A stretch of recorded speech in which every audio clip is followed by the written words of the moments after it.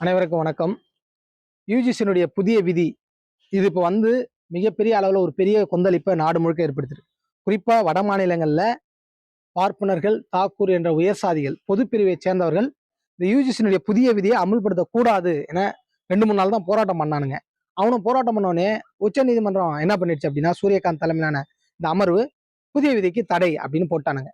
நம்மளோட கேள்வி என்ன அப்படின்னா, அதை எதிர்த்து அங்க உள்ள பல முற்போக்கு மாணவர்கள் அமைப்புகள், அம்பேத்கரிய மார்க்சிய சிந்தனை கொண்ட மாணவர்கள் யுஜிசியுடைய புதிய விதியை அமுல்படுத்தணும் மிகப்பெரிய அளவுல போராட்டங்கள், பல கல்லூரி, உயர்கல்வி நிறுவனம், பல்கலைக்கழகங்கள போராட்டங்கள் நடக்குது.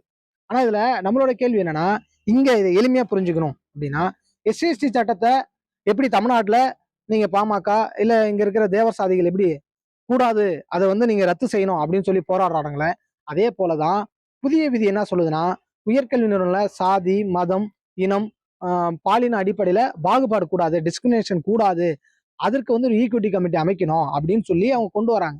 கொண்டு வந்த அந்த புதிய விதியை தான் இன்னைக்கு பார்ப்பனர்கள் தடுத்து நிறுத்திருக்காங்க, பார்ப்பன மாணவர்கள் தடுத்து நிறுத்திருக்காங்க என்பதுதான் நீ கண்ணு முன்னாடி நம்ம முன்னாடி இருக்கிற உதாரணம். ஏன் அப்படின்னா, நம்ம எல்லாம் சூத்திரர்கள், எஸ்சி, பிசி, ஓபிசி, எஸ்டி இவங்கெல்லாம் இதுல பாகுபாடு நிலைமை அதிகரிக்குது, அவங்க பாதிக்கப்படுறாங்க என்ற காரணத்தினாலதான் இது கொண்டு வரப்பட்டிருக்கு இவங்களை உள்ளடக்கி. ஆனா பார்ப்பனர்களும் உயர்சாதி மாணவர்கள் என்ன பண்றாங்க அப்படின்னா, இது எங்களுக்கு ஆபத்து, நாங்க பாதிக்கப்படுவோம் அப்படின்னு சொல்லி போராடுறாங்க. இங்க சமூக நீதி நிலைநாட்டப்படும்னா மாணவர்கள் பெருவாரியான போராட்டங்களை முன்னெடுக்காம முடியாது.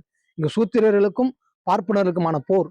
இந்த போர்ல சூத்திரர்கள் பார்ப்பனியத்தை, பார்ப்பனிய சிந்தனையை நாம் வீழ்த்தி ஆகணும். அத்தகைய போராட்டத்துக்கு நாம் அணிதிரள வேண்டும். நன்றி.